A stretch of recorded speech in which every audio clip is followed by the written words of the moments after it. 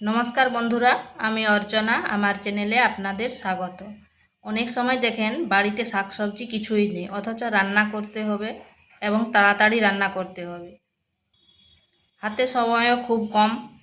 তো এই রান্নাটা করে দেখতে পারেন। আমি মাঝে মধ্যে এই রান্নাটা করে থাকি, খেতে কিন্তু দারুণ লাগে। তো চলুন দেখে নেওয়া যাক আমি এই রান্নাটা কিভাবে তৈরি করি। এখানে নিয়েছি 4টা টমেটো আর 3টে পেঁয়াজ। পেঁয়াজগুলোকে খোসা ছাড়িয়ে ভালোভাবে ধুয়ে নিয়েছি, আর টমেটোগুলোও ধুয়ে নিয়েছি। এরপর কেটে নিচ্ছি। টমেটো আর পেঁয়াজটাকে কেটে নিয়েছি। টমেটো এইভাবে কেটে নিয়েছি, আর পেঁয়াজটাকে একটা পেঁয়াজকে 4 ভাগ করেছি। আর এখানে নিয়েছি কিছু বাদাম। বাদামগুলো আমি আগের থেকে ভিজিয়ে খোসা ছাড়িয়ে নিয়েছি। এখানে দিচ্ছি একটা কাঁচা লঙ্কা। এরপরে এই বাদামটাকে আমি বেটে নিচ্ছি। ঝালটা আপনারা বেশি দিতে পারেন, আমি এখানে একটা কাঁচা লঙ্কা দিচ্ছি। এখানে কড়াই বসিয়েছি, তাতে সরষের তেল দিয়ে দিচ্ছি, আর দিচ্ছি গোটা জিরা। এরপর এখানে দিচ্ছি রসুন। এইভাবে রসুনগুলো কুচি করে নিয়েছি।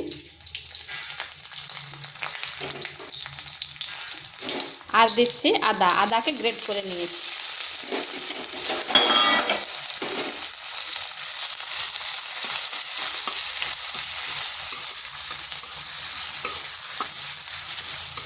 এগুলোকে হালকা একটু ভেজে নিচ্ছি।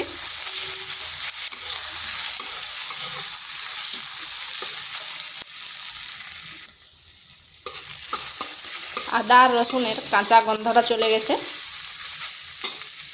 এরপর এখানে দিয়ে দিচ্ছি যে পেঁয়াজগুলো কেটে রেখেছিলাম, পেঁয়াজগুলোকে হালকা ভেজে নিচ্ছি।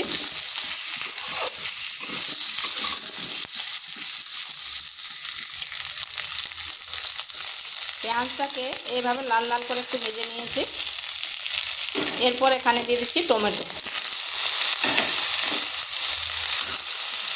টমেটোকে হালকা ভেজে নিচ্ছি।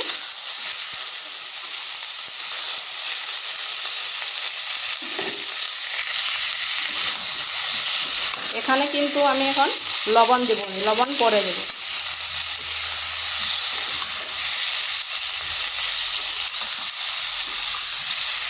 এটা ভাজা হয়ে গেছে, এরপর নামিয়ে নিচ্ছি। নামিয়ে করে আমি 2 ভাগ করে নিয়েছি। এই যে এগুলোকে আমি এখন পেস্ট করে নেব। একটু ঠান্ডা হয়েছে, তারপর মিক্সিতে দিচ্ছি। এটাকে পেস্ট করে নিচ্ছি। এবার ওই কড়াইতে আর সামান্য তেল দিচ্ছি। দিচ্ছি একটা শুকনো লঙ্কা আর 2টো তেজপাতা।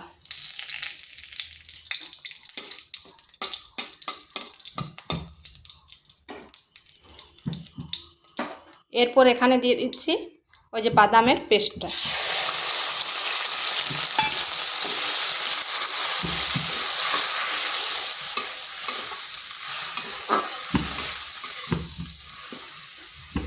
এরপর এখানে এক এক মশলাগুলো দিচ্ছি। হলুদ গুঁড়ো, ধনে গুঁড়ো, জিরে গুঁড়ো, লঙ্কার গুঁড়ো, আর পরিমাণ মতো লবণ। এরপর সমস্ত মশলা একসঙ্গে মিশিয়ে ভালোভাবে কষে নিচ্ছি।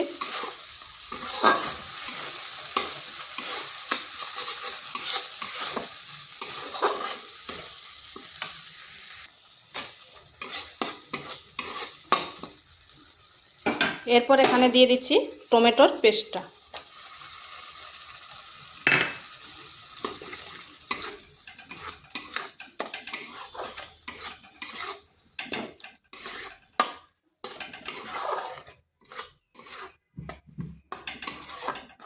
এটাকেও একটু কষে নিচ্ছি।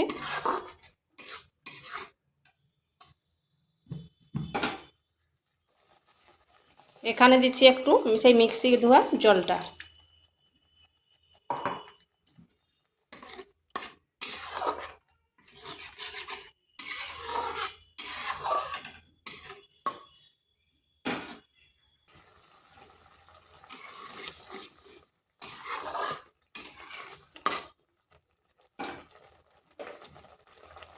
আর এখানে দিচ্ছি সামান্য চিনি।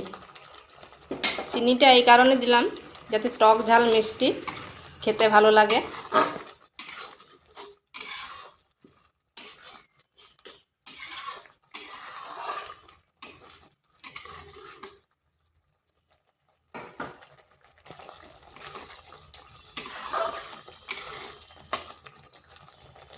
মশলাটা কষানো হয়ে গেছে, এরপর পেঁয়াজ আর টমেটো যেগুলো ভেজে রেখেছিলাম দিয়ে দিলাম।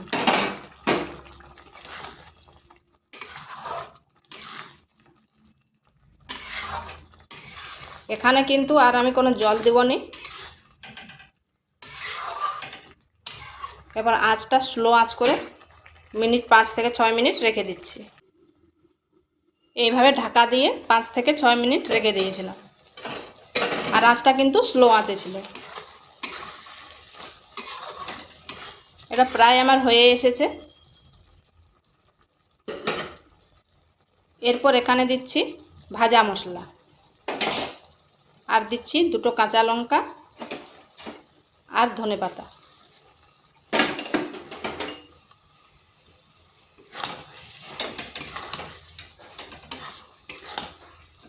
এইভাবে আর কিছুক্ষণ ফুটিয়ে নিচ্ছি। এখানে ঝালটা অবশ্যই আপনারা আপনাদের আন্দাজ মতো দিবেন।